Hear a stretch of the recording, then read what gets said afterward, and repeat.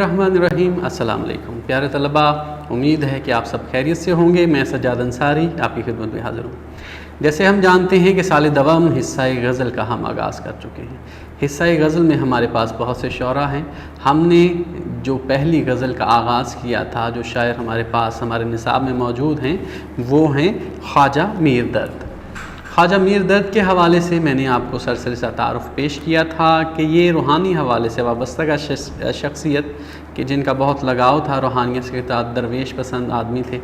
और इनका अगर बात करें निस्बत से, इनके ख़ानदानी ज़राए से, तो वो भी इसी मुनासबत से पाए जाते हैं। और इन्होंने ज़्यादातर शायरी में इसका प्रचार भी किया है और इसका बरमला इजहार भी किया है। दहली की रिहाइश में और इनका दौर देखें आप तो वही है जिस दौरान में दहली के हालात में हंगामे फूट पड़े थे, हालात मुश्किल होते जा रहे थे, तो उसका इजहार भी इनकी शायरी में नज़र आता है। तो यहाँ ख्वाजा मीर दर्द की दूसरी गज़ल हमारे पास जो हमारे निसाब में मौजूद है, उसका पहला शेर जो हमारे पास मतला मौजूद है, वो आपके सामने मैं पेश किए देता हूँ। कुछ इस तरह है, क्या फ़र्क दाग व गुल में कि जिस गुल में बू ना हो, किस काम का वो दिल है कि जिस दिल में तू ना हो। तो बहुत इंतहाई अच्छा शेर मतला है इस गज़ल का, जिसमें शायर ने बड़े अच्छे अंदाज़ में प्रचार किया उन चीज़ों का, उस बात का जिसका वो इजहार करना चाहते हैं हमारे सामने। इसमें जो मुश्किल अल्फाज हैं पहले उनको देख लीजिए। तो दाग से मुराद यहाँ पे हम ज़ख्म लेंगे, धब्बा लेंगे, और बू खुशबू आप जानते हैं, गुल से मुराद होता है फूल। तो यहाँ पहला मिसरा समझें तो क्या फरमाते हैं, क्या फ़र्क दाग व गुल में, यानी दाग ज़ख्म में और फूल में क्या फ़र्क कि जिस गुल में बू ना हो, कि जिस गुल में वो फूल और ज़ख्म में कहते फ़र्क नहीं है, ऐसे फूल में कि जिस फूल में बू यानी खुशबू ही ना हो। वो फूल ज़ख्म की तरह ही है, वो फूल कारामद नहीं है, वो फूल दाग की नुमाही हैं, उसकी अफादियत, उसका फ़ायदा, उसका हुस्न, उसकी रानाई बाकी नहीं रहती। तो यहाँ शायर पहले मिसरे में क्या फरमाते हैं कि उस फूल में जिसमें खुशबू नहीं और दाग में या ज़ख्म में कोई फ़र्क नहीं है। क्यों फ़र्क नहीं है वो उसका इजहार दूसरे मिसरे में भी करते हैं। जैसे फूलों की वजह शोहरत और फूलों की रानायत और असल पसंदीदगी की वजह उनकी खुशबू ही हुआ करती है। जैसे बड़ा प्यारा इजहार किया किसी शायर ने कि खुशबू उड़ी तो फूल फ़कत रंग रह गया। तो यहाँ भी इसका इजहार शायर ने किया है कि जिस फूल में खुशबू नहीं, उसमें और ज़ख्म में कोई फ़र्क भी नहीं। दूसरे मिसरे में फरमाते हैं, किस काम का वो दिल है कि जिस दिल में तू ना हो।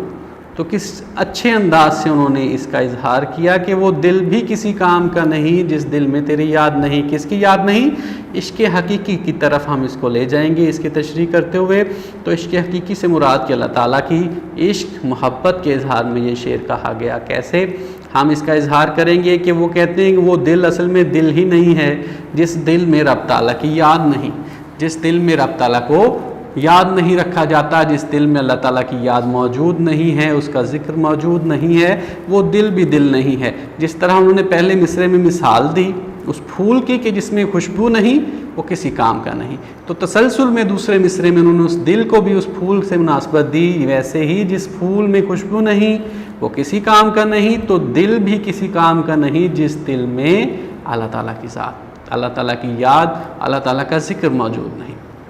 तो यहाँ ये बात समझने की है कि ऐसा क्यों कहा गया, क्योंकि हम इंसान मोहताज हैं रब ताला के, और हमारा मकसद दुनिया में आने का अल्लाह ताला ने हमें बताया, हमें समझाया, और हम बंदगी के लिए यहाँ हाज़िर हुए हैं। और बंदगी अगर हम करते हैं तो अल्लाह ताला के करीब हो जाते हैं, और हम बंदगी के लिए भेजे गए हैं, हमारी शनाख्त बंदगी करना है। तो हमारे दिल में हमेशा अल्लाह ताला की याद कायम रहनी चाहिए। उसी तरह जिस तरह के फूल खुशबू के लिए हैं, तो उनकी अगर खुशबू ना हो तो उनका असल वजूद ही बेमानी हो जाता है।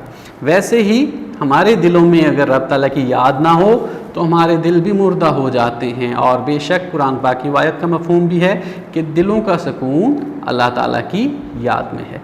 तो ये वजह है कि हमारे दिल तरोताज़ा रहते हैं। तो शायद फरमाते हैं कि वो दिल किसी काम का ही नहीं जिस दिल में अल्लाह ताला की याद ना हो। वैसे ही جیسے وہ پھول کہ جس پھول میں خوشبو نہ ہو۔ تو اللہ تعالیٰ کی یاد، اللہ تعالیٰ کا ذکر، اللہ تعالیٰ کی ذات سے محبت ہمارے دلوں میں ویسے ہی ہونی چاہیے، ویسے ہی کام کرتی ہے جیسے کہ کسی پھول میں خوشبو، جتنی اہم کسی پھول کے لیے خوشبو ہے، ویسے ہی ہمارے دل کے لیے اللہ تعالیٰ کی ذات کی، اللہ تعالیٰ کی یاد اور محبت کا ہونا بھی ضروری ہے۔ تو اس شعر میں شاعر نے اپنی محبت کا اظہار کیا۔ آپ تشریح کرتے ہوئے ان نکات کو ذہن میں رکھیں گے اور اس کو اچھے انداز میں بیان کرنے کی کوشش کریں گے، جو حوالے دیے ان کو بھی یاد رکھیں گے۔ آگے بڑھیں تو ہمارے پاس جو دوسرا شعر موجود ہے وہ کچھ یوں ہے: ہووے نہ حول و قوت اگر تیری درمیاں، جو ہم سے ہو سکے ہے سو ہم سے کبھو نہ ہو۔ اب اس میں پہلے مشکل الفاظ کے معنی دیکھیں، پھر اس کی میں آپ کو مفہوم سمجھاتا ہوں۔ تو حول و قوت، حول و قوت یعنی طاقت اور قدرت، کافی مشہور عربی الفاظ ہیں جو ہم پڑھتے ہیں، قرآن پاک کی آیات میں بھی آ چکے ہیں۔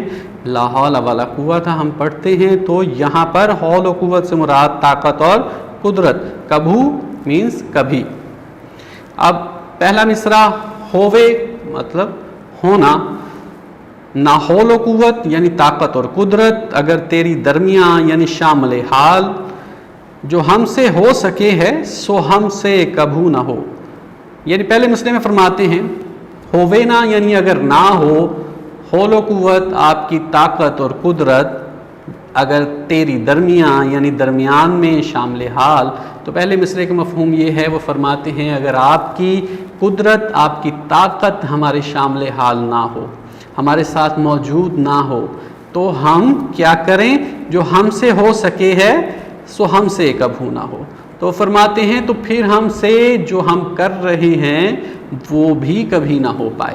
یہ بھی عشق حقیقی کی طرف لے گئے اس شعر کو بھی۔ کیسے کہ ہم سب محتاج ہیں اس چیز کے کہ جو طاقت قدرت ہمیں عنایت کی گئی ہے اللہ تعالیٰ کی طرف سے، ہم خود اس کے حامل نہیں بلکہ محتاج ہیں رب تعالیٰ کی ذات کے، کیونکہ ہم نہیں جانتے ہماری زندگی کا دورانیہ کتنا ہے، ہمارے معاملات کس حد تک جا سکتے ہیں۔ ہم ہر معاملے میں محتاج ہیں اللہ تعالیٰ کی ذات سے، اور ہمیں اس کی محبت کے ساتھ، اس کی عنایت کے ساتھ، اس کی قدرت اور طاقت کا سہارا بھی لینا پڑتا ہے، تبھی ہم اپنے مقاصد میں کامیاب ہو سکتے ہیں۔ ہم کوئی بھی کام شروع کرتے ہیں تو اس کی مدد طلب کرتے ہیں، پھر ہی ہم مقصدیت تک پہنچ سکتے ہیں، اور اس کی منشا، رضا، خواہش، رضا کے بعد ہی ہم کام کی تکمیل کر پاتے ہیں۔ اگر اللہ تعالیٰ کی منشا، رضا اس میں شامل نہ ہو تو ہم سر کھپاتے ہیں لیکن وہ کام مکمل نہیں ہو پاتا۔ تو یہاں شاعر اسی کا اظہار کرتے ہیں، وہ کہتے ہیں جو کچھ اگر ہم کر رہے ہیں، کوئی کارنامہ، کوئی کام، کوئی ہنر ہم سیکھتے ہیں، ماہر بن جاتے ہیں، تو وہ بھی تبھی ممکن ہے جب تک آپ کی قدرت، آپ کی طاقت ہمارے شامل حال ہے، جب تک آپ کی عنایت ہمارے شامل حال ہے۔ اگر یہ نہ ہو، اگر یہ شامل حال نہ ہو، یہ ہمارے ساتھ موجود نہ ہو، تو پھر یہ چیزیں جو ہم کر پاتے ہیں یہ ہم کبھی نہ کر پائیں، یہ ہمارے بس کی نہیں، یہ ہمارے اختیار کی نہیں۔ تو خاصا آسان ہے اس بات کو سمجھنا اس لحاظ سے بھی کہ اس کا پرچار آپ آئے روز سنتے بھی رہتے ہیں، اور قرآن پاک میں بھی بارہا اس کا ذکر بھی ہے، اور ہم سب ہی اس بات کو دل سے تسلیم بھی کرتے ہیں کہ بے شک اللہ تعالیٰ ہی ہیں جو ہماری مدد کرتے ہیں، جن کی مدد سے، جن کی لطف و عنایت سے، مہربانی سے اور ان کے کرم سے ہی ہم کوئی کام کر پاتے ہیں، ورنہ ہم خود اس قابل نہیں کہ اس دنیا کے نظام کو سنبھال سکیں، معاملات کو سنبھال سکیں۔ ایک چھوٹی سے چھوٹی اور بڑی سے بڑی بات جب بھی ہم آغاز کرتے ہیں تو اس میں اللہ کی قدرت، طاقت کا شامل ہونا ضروری ہوتا ہے، ورنہ ہم اس کا انجام بخیر نہیں کر سکتے۔ آگے بڑھیں گے تو ہمارے پاس تیسرا شعر ہے، وہ کچھ یوں ہے: جو کچھ کہ ہم نے کی ہے تمنا ملی مگر، یہ آرزو رہی ہے کہ کچھ آرزو نہ ہو۔ نہایت شاندار شعر۔ اس شعر میں جو مشکل الفاظ ہیں، تمنا یعنی خواہش، آرزو کا مطلب بھی خواہش، تمنا ہوتا ہے۔ پہلا مصرع کیا فرماتے ہیں؟ جو کچھ کہ ہم نے کی ہے تمنا ملی مگر، کیا فرماتے ہیں کہ جو کچھ بھی تمنا ہم نے کی ہے وہ ہم کو مل گئی ہے، اور آخر میں کیا کہتے ہیں؟ مگر، یعنی کہ ایک افسوس بھی ہے، ایک بات بھی ہے جو پیچھے باقی رہتی ہے۔ اس کا اظہار دوسرے مصرعے میں کر دیا، کس طرح؟ یہ آرزو رہی ہے کہ کچھ آرزو نہ ہو۔ وہ کہتے ہیں مگر یہ آرزو بھی ساتھ ہی ہے، یہ تمنا، یہ خواہش بھی ساتھ ساتھ ہی پنپتی ہے، دل میں موجود بھی ہے۔ وہ کیا ہے؟ وہ یہ کہ کوئی آرزو ہی پیدا نہ ہو، یعنی اتنے مطمئن ہو جائیں کہ آئندہ کوئی مزید خواہش ہی دل میں پیدا نہ ہو، یعنی اتنے بھر جائیں، اتنے ہم لبالب ہو جائیں کہ مزید کوئی خواہش جنم ہی نہ لے، تو یہ آرزو بھی کہتے ہیں۔ اب اس میں دیکھیں تو یہ بھی ایک انسانی تقاضا ہے، خواہشات کا پنپنا، بلنا، جیسے کہ بانو قدسیہ لکھتی ہیں کہ ہمیں ہر معلوم نامعلوم کی طرف لے جاتا ہے، یعنی جب بھی ہم کوئی چیز تسخیر کر لیتے ہیں تو ایک نیا سفر شروع ہو جاتا ہے، ہم اختتام پر نہیں پہنچ پاتے، ہماری جستجو پھر بڑھ جاتی ہے، نئے سفر کا آغاز ہو جاتا ہے۔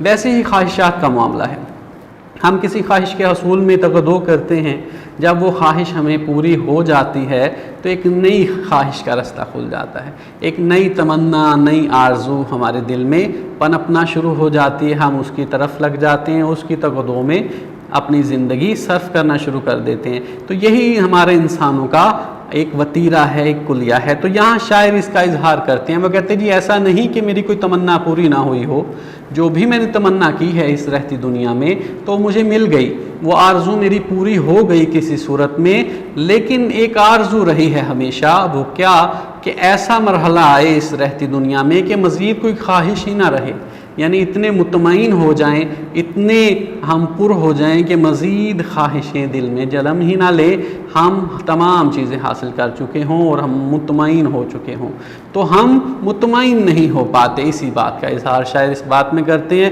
کہ جتنی بھی خواہشات ہیں وہ مل بھی جاتی ہیں، لیکن یہ خواہش پوری نہیں ہو پا رہی کہ کوئی خواہش جنم نہ لے۔ ہر ایک خواہش کی تکمیل کے بعد ایک نیا سفر شروع ہو جاتا ہے، ایک نئی خواہش جنم لے لیتی ہے جو ہمیں اپنے لپیٹ میں لیتی ہے، ہم اس کی توغدوں میں لگ جاتے ہیں، یعنی ہر ایک دروازہ کھلنے کے بعد اور دوسرا دروازہ ہم کھولنے کی تلاش میں لگے رہتے ہیں، ہر ایک رستہ ملنے کے بعد نئے رستے کی، نئے منزل کی تلاش میں لگ جاتے ہیں۔ تو یہ اظہار شاعر نے یہاں پہ کیا کہ ہم اس زندگی میں مطمئن نہیں ہو پاتے، ہم اس زندگی میں خواہشیں در خواہشیں کرتے رہتے ہیں، اور یہ خواہش، یہ تمنا کہ ہماری کوئی خواہش ہی نہ ہو، یہ کبھی تکمیل نہیں ہو پاتی، ہم اس کے محتاج رہتے ہیں۔ تو یہ وہ اشعار جو آپ کے سامنے میں نے پیش کیے، ان اشعار کی مفہوم کو آپ کے سامنے میں نے بیان کیا، تو کوشش کیجئے کہ ان کے وہ نکات جو میں نے گوش گزار کیے وہ اپنے پاس محفوظ رکھیے، ان کو لکھ لیجئے تاکہ اس کی تشریح میں آپ کو آسانی مل سکے۔ تشریح کا طریقہ کار میں بارہا بتا چکا ہوں کہ تشریح کرتے ہوئے کوشش کیجئے کہ ایک سلسلے کو قائم رکھیں، ایک موضوع جس کی طرف آپ وہ تشریح کو لے کے جا رہے ہیں، بالخصوص غزل کے اشعار کی تشریح میں، کیونکہ یہ ہر موضوع ہر شعر کا الگ ہو سکتا ہے۔ تو جب آپ لکھیں تو اس بات کو مد نظر رکھیں کہ آپ اسی موضوع پر وہ گفتگو کریں، اس کی تشریح کو بیان کریں، اور تشریح میں حوالہ جات کا لازمی استعمال کریں، اور ایک عمدہ معیاری تشریح کے لیے آپ 1.5 صفحے تک ضرور لکھیں۔ امید ہے ان اشعار کی آپ کو سمجھ آئی ہوگی، ان کے مفہوم کی سمجھ آئی ہوگی۔ مزید آنے والے دنوں میں ہم ان پہ بات کرتے رہیں گے۔ اپنا خیال رکھیے اور کوشش کیجئے کہ ان اشعار کی بار بار مشق کیجئے تاکہ بہتر انداز میں تشریح کی جا سکے۔ آنے والے لیکچر تک مجھے اجازت دیجیے۔ اللہ حافظ۔